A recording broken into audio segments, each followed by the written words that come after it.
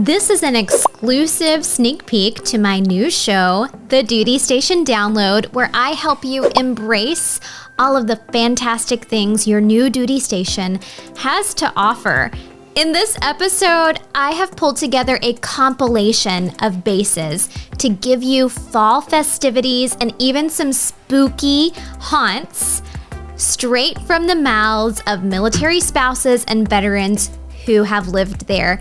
In this episode, we're covering Washington, D.C., West Point, Cannon Air Force Base, and Camp Lejeune, also a very haunted ski lodge right outside of Colorado Springs. This is the duty station, download across the nation. This is the duty station, download it. This is the duty station, download it. I'm Laura Briggs, and I'm speaking about Washington, D.C. and the surrounding area. So we celebrate a lot of the end of the year holidays. One of my favorites is Thanksgiving. There's so much to do towards the end of the year in the fall and leading into winter in the Maryland area. One of my favorite places to visit is about 15-20 minutes outside of Fort Detrick in Maryland, and it's called Crumlin Farms. They do a haunted corn maze. They do an awesome zombie run some years, and it's just a great place to go pick out pumpkins and to do all of your favorite fall things in one place. So at the end of the year in Camp Lejeune, there are lots of great things to do. One of my favorite things, because the entire base is right there on the water, on the ocean, is to go have Thanksgiving at the Officers Club on base. I know lots of people have it with their families, but if you can't travel or if you are looking to bring your family into you and don't want the stress of cooking, they usually do an amazing Thanksgiving spread. And they kind of do those events all throughout the year, Mother's Day and other big things like that. That was one of my favorites. So I'm Lindsay Litton, active duty military spouse in the Air Force, and we've kind of been all over. I love that we're talking about spooky stuff. So we were stationed in Cannon Air Force Base, and that base actually was going to be closed down before we arrived. So there was all these talks about the base housing being condemned and whatnot. So there were some fun stories about spooky things happening on base housing. And, you know, I've personally had some spooky encounters when we were stationed at Travis Air Force Base. Wasn't on the base, but we were staying in a ski cabin in Tahoe and had some really interesting, spooky experiences. Needless to say, we didn't end up spending the night and staying. We drove back to Reno, Nevada, to escape the spookiness. So I've had my fair share of spooky encounters in my military adventures, if you will. So for our very frightening fans, people who enjoy chasing down those frights, where in Tahoe were you? We were in the North Shore. We were staying in a really cute cabin. I'll describe the story because it's kind of a fun, weird, spooky story. So my husband and I at the time weren't married. So I was a young fiance. And I was in Reno and Ruben was stationed at Travis. So we rendezvoused in Tahoe, and we're both skiers. So we're like, hey, let's go ski. So we had this ski cabin that at the time, a bunch of active duty young guys all went in. They rented it for the entire season. So we just happened to be up there on a weekend that we were the only ones at the cabin. And we cruised in. We were very excited. We're like, yeah, this is going to be so fun. Yeah, it sounds like a really good time. Oh, so much fun. And the first thing that I noticed was I was like, Ruben, this is a really weird painting above the fireplace. And it was this almost like demonic animals, like in a circle with like howling wolves and a bear. And I was like, this is just very weird for a cabin. And it was a rental cabin. So I'm looking around, and you know how guys typically don't notice all the details. And I'm very detail focused. So I was like, wow, there's all these pictures, these old pictures on the wall of past skiers and things. I was like, oh, this is kind of weird.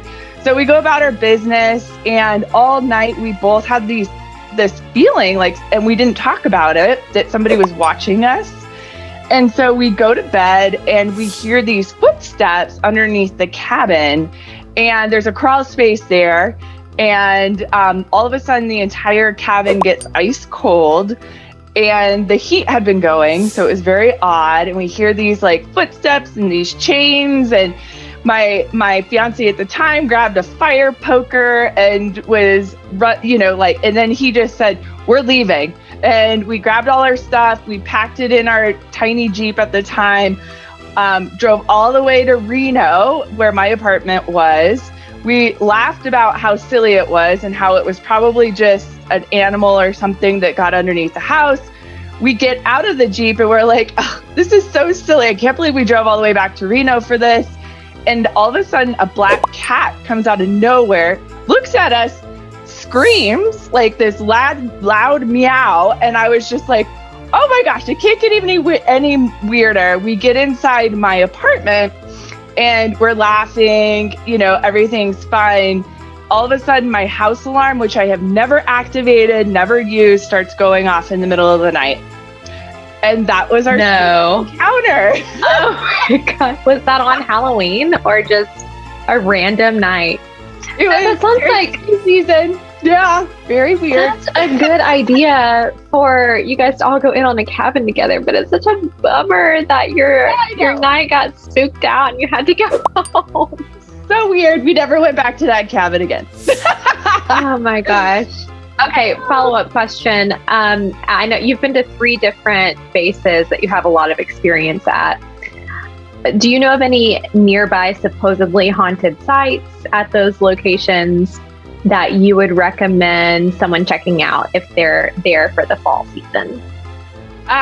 So I know that Randolph Air Force Base, their housing was built, I think in the 20s, 40s maybe. I'm not, as somebody from Randolph is going to listen to this and they're going to be like, she's totally wrong on her facts. But I know that there has been a lot of tales that Randolph has spooky encounters. I've never personally experienced it. We didn't live at the installation, but I do know that it has some spooky encounters. There was this fun article I was reading. I'm trying to remember where I was reading. I think it was on military.com. It was talking about the most haunted military installations. And none of the ones that I lived at, unfortunately, made the list. Maybe fortunately, because this is not my jam. But I was interested to see which installations did make the list. There was Fort Sam, which is there in San Antonio, did make the list. And I had never been at that installation. I went once, and it is really interesting because the buildings are old and they're brick and they're gorgeous. They're very old architecture. And it's a medical installation. So I'd be interested to hear if anyone else has had fun stories at Fort Sam. Oh, okay. Well, if you have had an interesting experience at Fort Sam, email us and we'll have to update Lindsay for you. All right. Thank you, Lindsay. Yeah. Hi, my name is Olivia Nunn, and I'm going to talk to you about Fort Hood, Texas, and specifically about some of the fun things that you could do at Fort Hood during the fall and winter season. Fort Hood is known as the Great Place, and there's a lot of family fun things to do. And if you are an outdoors person, be prepared to be able to get out into the outdoors, hunting, fishing, biking, and if you're into triathlons, be prepared to do that, and boating and kayaking, and all things Halloween, believe it or not. One of the things I think for me, not necessarily at Fort Hood, one of the other places I've lived at was at West Point, and specifically West Point being a very historical place. And West Point is actually not far from one of the most creepiest spots, which is the famed New York area, which is, legendary places like Sleepy Hollow. And from there, I was able to go to some of the places that, Ichabod Crane, right? When you think of Ichabod Crane and Legend of Sleepy Hollow, and Halloween is a big deal in New York.